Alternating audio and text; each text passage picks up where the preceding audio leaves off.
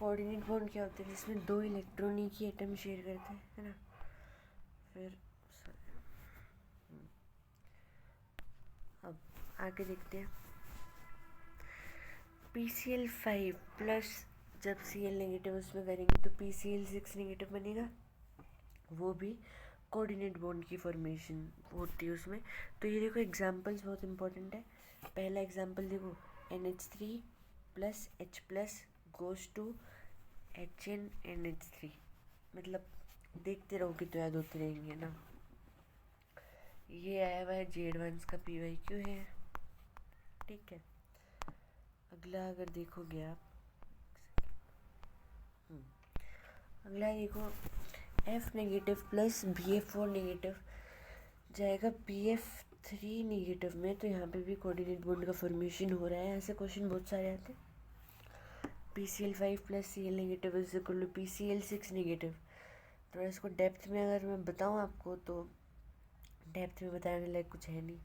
Vacant D orbital होगा, coordinate bond के साथ वो शेयरिंग करेगा। ये कुछ इम्पोर्टेंट एक्स्ट्रा पॉइंट्स हैं, अगर टाइम हो तभी वीडियो को पॉज करके देखना है, वरना मत देखना, है ना। यहाँ से सवाल आ सकते हैं। बोरिक एसिड एक वीक मोनोबेसिक एसिड होता है, बट जब हम इसमें ऑर्गेनिक पॉलीहाइड्रोक्सी कंपाउंड ऐड करेंगे, ऑर्गेनिक पहला इम्पोर्टेंट वर्ड, पॉलीहाइड्रोक्सी दूसरा इम्पोर्टेंट वर्ड, तो ये स्ट्रॉन्ग एसिड्स में ट्रांसफ़र हो जाता है। इसमें इथाइलिन ग्लाइकोल और अल्कोहल डालेंगे तो ये इसका ट्रांसफॉर्मेशन नहीं कर पाता, इम्पोर्टेंट बात है। H3BO3 प्लस H2BOH4 का whole negative plus H plus, ये नोट्स में भी है, याद कर लो भाई स्ट्रक्चर यार। अच्छा क्या है ये कैमरा,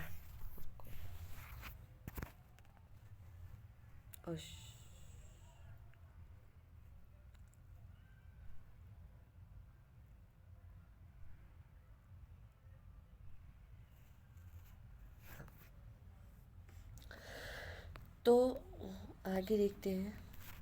तो alkali metal phosphates are soluble in water, ठीक है, एक्सेप्ट Li3O4। आगे इन Hb3O3 स्टेट ऑफ हाइब्रिडाइजेशन होता है बोरोन का sp2 एंड ऑक्सीजन का sp3। समझ गए भाई, याद रख लो यार, क्या ही बताऊँ मैं। 100 बार बोलने से तो कुछ होगा नहीं, तो 100 बार सुनने से कुछ हो जाए क्या पता। इस सोच से कर रहे लाइट आ रही है, छोड़ो मेरी तरफ मत देखो। आगे साले जुम क्या है,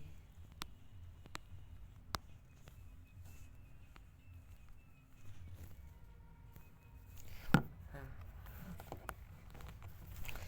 आगे आता है लुईस एसिड, जो कि होता है लोन पेयर एक्सेप्टर, है ना।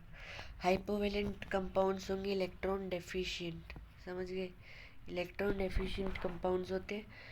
कौन कौन से होते हैं भाई देख लो, BH2 BeX2 BH3 BCl3।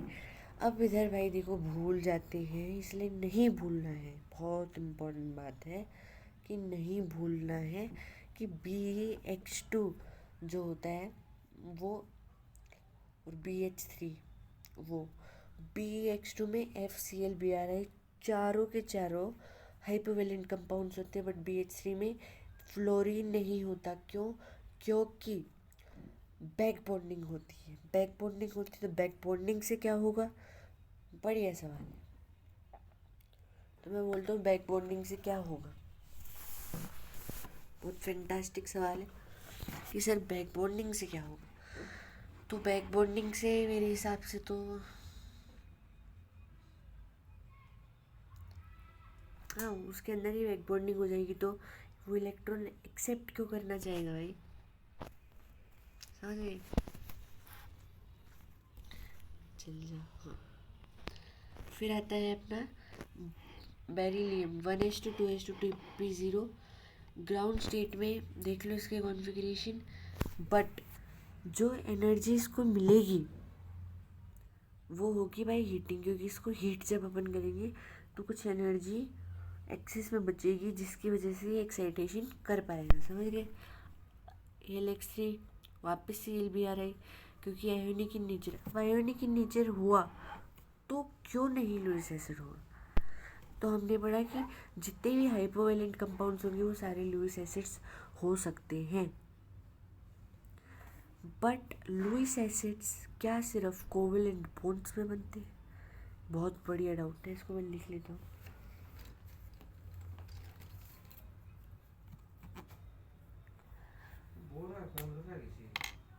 बोल रहा हूँ भाई, याद कर रहा हूँ। कर दो। पहला है कि लुईस एसिड्स कोवैलेंट बॉन्ड में ही फॉर्म होते हैं क्या? ठीक है, आगे देखते हैं।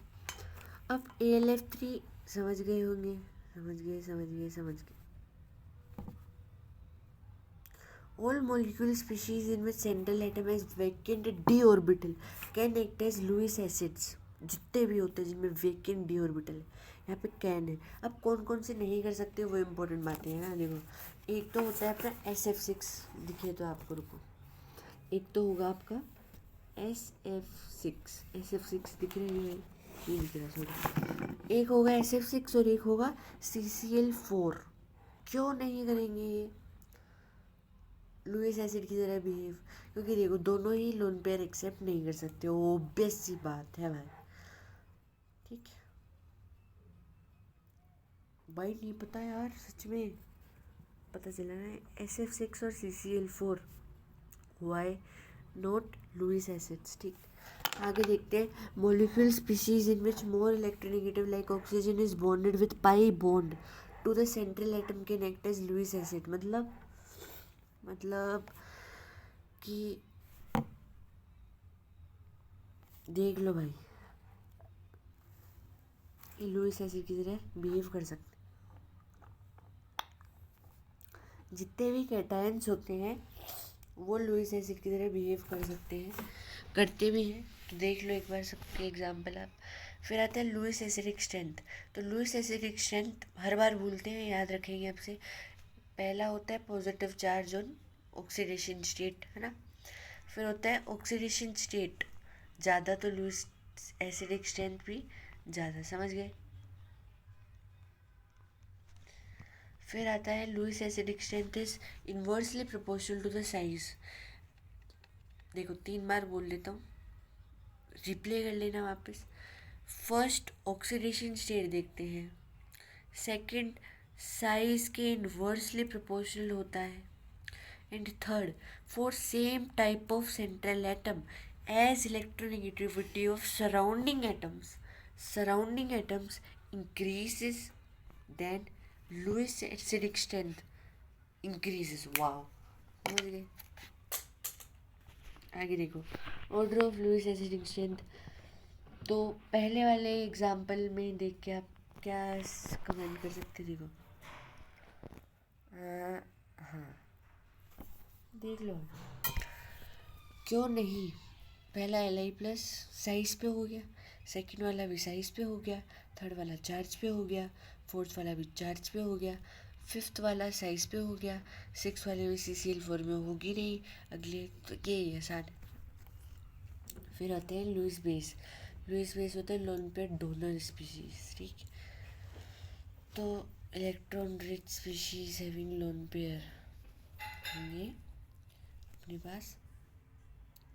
ठीक, molecule species in which pi bond is present between two similar atoms can act as Lewis base। Alkene, alkyne, benzene. वापस पढ़ो भाई, सुन में नहीं निकालना। molecule species in which pi bond is present between two similar atoms can act as Lewis base, समझ गए। Electron rich species having lone pair, देख लो भाई एग्जाम्पल सारे। और इसमें क्या है, pi bond between two similar atoms. हाँ बताओ।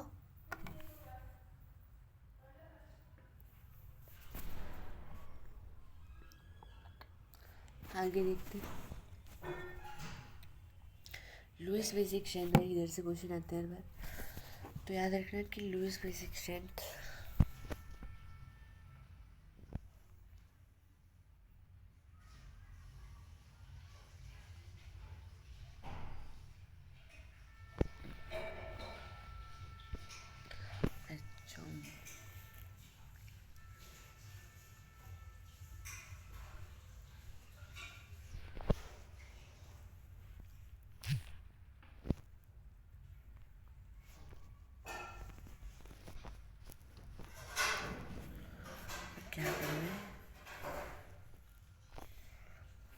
दिखी जाएगी।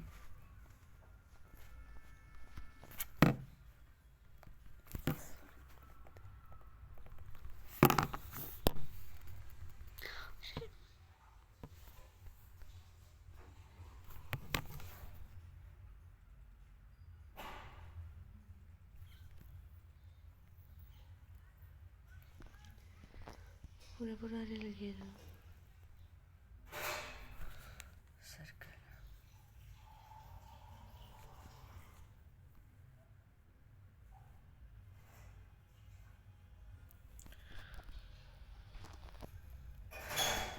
बढ़िया कुत्ता देख लो भाई, ठीक है। ऐसे देख लो, फॉर ग्रुप एलिमेंट साइज जैसे जैसे इंक्रीज होती है पीरियड वालों के लिए इलेक्ट्रोनेगेटिविटी जैसे डोनर एटम की इंक्रीज होगी तो लुईस बेसिक स्ट्रेंथ डिक्रीज होगी। ग्रुप एटम्स के लिए जैसे जैसे साइज इंक्रीज होगी लुईस बेसिक स्ट्रेंथ डिक्रीज होगी। बहुत कन्फ्यूजन है, मेरे को पता है, कैसे याद करेंगे। Period atoms electronegativity of donor atom या फिर electronegativity of atom increases, basic strength decreases. Group elements के लिए size increases, basic strength decreases. मैं क्या ही बताऊँ, रिप्ले करके देख लेना भाई।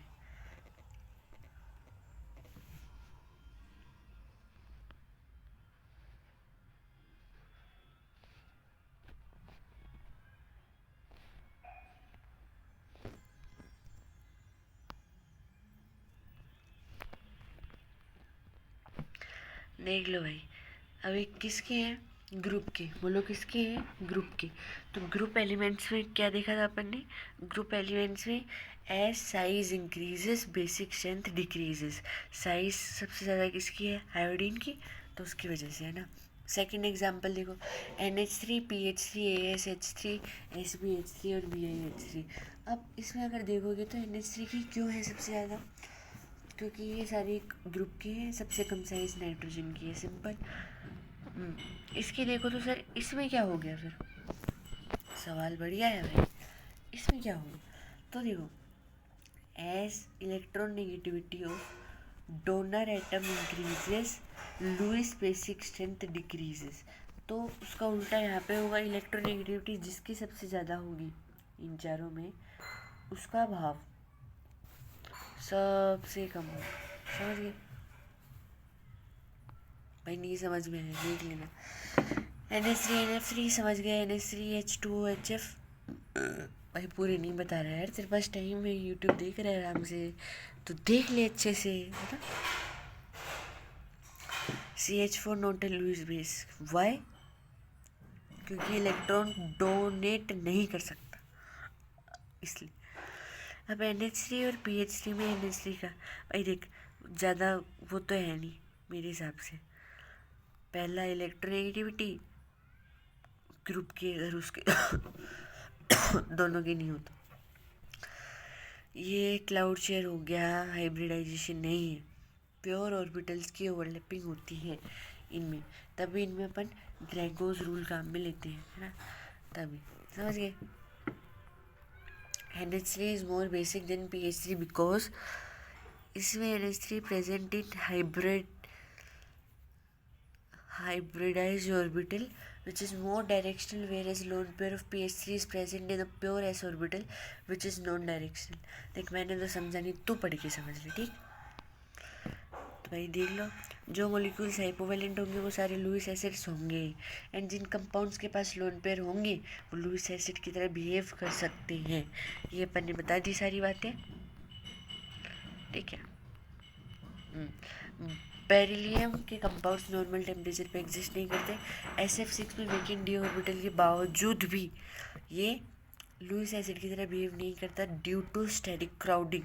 उसका आंसर याद आ गया, समझ गया। स्ट्रेंथ ऑफ लुईस एसिड्स ये अपन ने पढ़ ली है ना।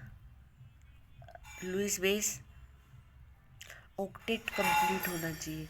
यहाँ से बहुत इम्पोर्टेंट लाजवाब पॉइंट निकल के आता है कि ऑक्टेट अगर कंप्लीट है ना आपका तो आप लुईस बेस की तरह एक्ट कर सकते हैं, अदरवाइज आप कर भी सकते हैं नहीं कर सकते, सीधी सी बात। और अगर दो कंपाउंड्स के बीच में पाई बॉन्ड प्रेजेंट हो तो भी कर सकते हैं।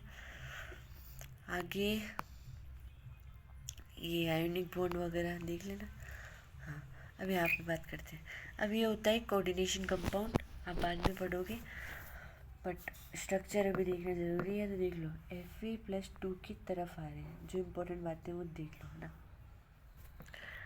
तो लुईस एसिड और लुईस बेस का एक कॉम्बिनेशन होता है। तो K4FeCN का होल 6 एक कोऑर्डिनेशन कंपाउंड होता है। इसमें याद आपको ये रखना है कि इसमें आयोनिक बॉन्ड भी प्रेजेंट है, इसमें कोऑर्डिनेट बॉन्ड भी प्रेजेंट है, एंड इसमें कोवेलेंट बॉन्ड भी प्रेजेंट है। तीनों बॉन्ड्स प्रेजेंट है, याद रखना। और इसमें ये लुईस एसिड होता है और ये लुईस बेस होता है। अच्छा बताना ज़रा, ये लुईस एसिड क्यों होता है?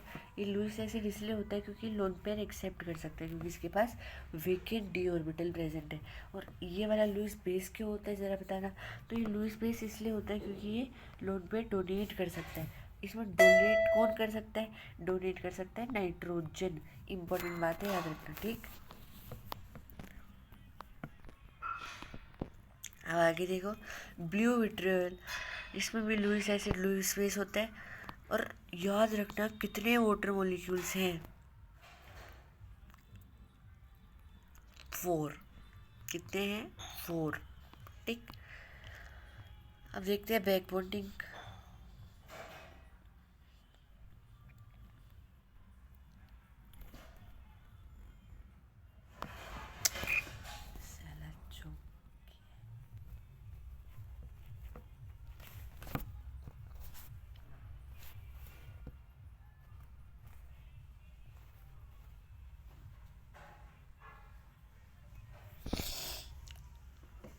तो भाई क्या ही करूँ, दिख जाएगा ऐसे, नहीं दिख, sorry.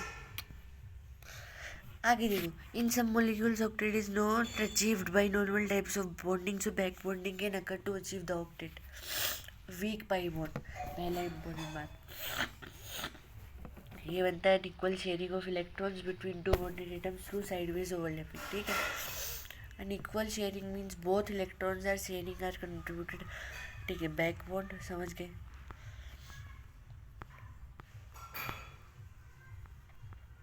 Condition for back bonding देख लो एक बार, तो क्योंकि ये भी याद है, मगर क्या पता तू भूल जाए भाई, देख ले, भरोसा तो है नहीं कोई। तो एक होना चाहिए 3 का, तो दूसरा है 2 या 3। अगर 3 और 3 मतलब 3 और 3 पीरियड के एटम्स आ गए तो बैक बॉन्डिंग नहीं होगी। और सेकंड होता है कि एक के पास लोन पेयर होना चाहिए और एक के पास वेकेंट डी ऑर्बिटल होना चाहिए। तो बकवास सी चीज़ें आगे देखते हैं। इफेक्टिव बैक बॉन्डिंग की ये कंडीशन से आसान है। हाँ भाई देखना ज़रा, इसमें क्या बैक बॉन्डिंग होगी? आप बोलोगे सर ये थर्ड पीरियड का है, ये सेकंड पीरियड का है, तो होनी चाहिए, होगी बेटा। क्या इसमें होगी? नहीं होगी। क्यों? क्योंकि दोनों के दोनों थर्ड पीरियड के हैं, ठीक है। आगे NCS3 का होल थ्राइस, इसमें भी कोई बैक बॉन्डिंग नहीं होगी। क्यों? देखते हैं, सोचो। लोन पेयर तो है इसके पास देने के लिए, क्या इसके पास एक्सेप्ट करने के लिए वेकेंट डी ऑर्बिटल? आप बोलोगे नहीं सर। आगे देखते हैं BCl3, इफेक्टिव बैक बॉन्डिंग नहीं होगी। क्यों? क्योंकि इसके ये और ये लोन पेयर के बीच में रिपल्शन होगा, ठीक। फिर आता है OCl2, इसमें भी लोन पेयर के बीच में रिपल्शन होता है। और PF3 में इफेक्टिव बैक बॉन्डिंग क्यों नहीं होती? वापस वही रीज़न, वेरी इंपॉर्टेंट है, याद रखना। बैक बॉन्डिंग इनमें हमें एक्सप्लेन करना है। तो देखो CO में क्या होता है, ऐसा होता है, बॉन्ड ऑर्डर 3 हो जाते हैं। तो पहला सवाल ये बन सकता है कि CO में बैक बॉन्डिंग के क्या इम्पैक्ट होते हैं? तो याद रखना है कि बॉन्ड ऑर्डर 2 से 3 हो जाता है, इंपॉर्टेंट बात याद रखना। CCl3 नेगेटिव में C2Cl बैक बॉन्डिंग होती है, Cl2C क्यों नहीं होती? अरे भाई ये भी तो मतलब ये लोन पेयर एक्सेप्ट कर सकता है और ये लोन पेयर, बट वो इतनी अच्छी नहीं होती। तो बेटा याद रख लो, नहीं तो मैं अगली क्लास में आपको डाउट में बता दूंगा। तो C2Cl बैक बॉन्डिंग होती है इसमें, ठीक है। Cl2C नहीं होती है। ऑर्डर ऑफ एसिडिक स्ट्रेंथ, अब इसकी एसिडिक स्ट्रेंथ इससे ज़्यादा क्यों होगी?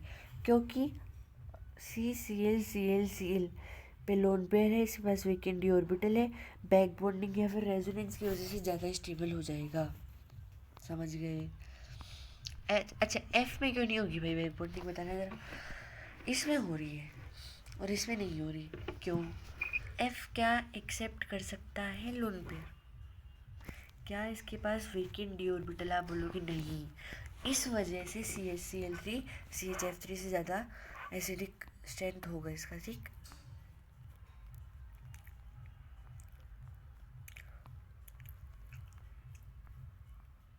फिर आता है इनऑर्गेनिक बेंजीन। तो देख लो भाई क्या हो रहा है इसमें। अरे B3N3H6 में डाउट है, मैंने डाउट हो कि अपन अलग रखेंगे बेटा। उससे क्या होगा कि जो जो अच्छे अच्छे होंगे ना वो एक साथ आ जाएंगे, क्या। और डाउट नंबर 3 है कि B3N3H6 में अपने कितने sp2 हाइब्रिडाइज होंगे, कितने sp3 हाइब्रिडाइज होंगे, पूरा अपने को डेटा चाहिएगा, ठीक। देखते हैं अगली क्लास में। स्टेबिलिटी बेंजीन की ज़्यादा होगी, सही बात है। ऑर्थो मेटा पैरा और मेटा, ठीक है।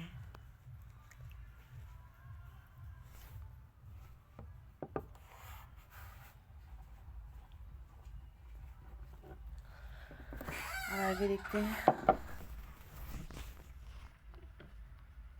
मेरे को यार समझ में नहीं आ रहा, तेरे को यार बताना है ना बोरेक्स का स्ट्रक्चर।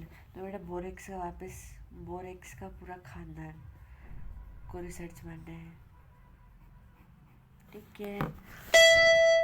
स्ट्रक्चर तो याद होना ही चाहिए, बट ये सारे इंपॉर्टेंट पॉइंट है क्योंकि इधर से ज़्यादा आएंगे सवाल भाई। तो याद रखना कि नंबर ऑफ, भाई देख बोल के कुछ फ़ायदा नहीं होना। तो देख एक सेकेंड, फ़ायदा इस चीज़ से होता है, पता है किससे? दिखाऊं, इससे BOB बॉन्ड्स होंगे 5, बैक बॉन्डिंग में 2, sp2 hybridised 2, sp3 hybridised 2, okay. आगे as aqueous solution of borax is alkaline in nature. ये एक एक पॉइंट याद रखो बेटा। और ये जैसे रिएक्शन आ गई, अब हर बार ध्यान नहीं देते अपन, बट इसमें भी बहुत सारे इंपॉर्टेंट पॉइंट छुपे हैं। तो एक काम करता रहे, वीडियो पॉज करता रहे, टाइम मिलता रहता है बहुत, तो उस टाइम में तो यही देख कि साला हो रहा क्या है इधर। साला सॉरी, एक्टिंग नहीं करनी है। बैक बॉन्ड तभी होगा जब ट्रांसफर कोऑर्डिनेट पाई बॉन्ड। तो ये भाई तू ही पढ़ ले, ज़्यादा लंबी हो जाएगी वीडियो, मैं क्या तो बताऊँ।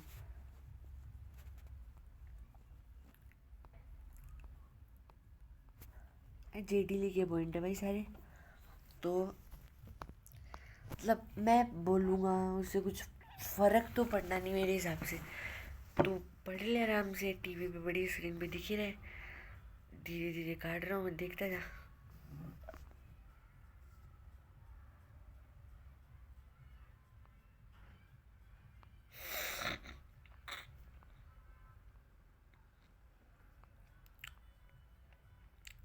आराम से देखते रहना ना। और याद रखना कि यार लिखा नहीं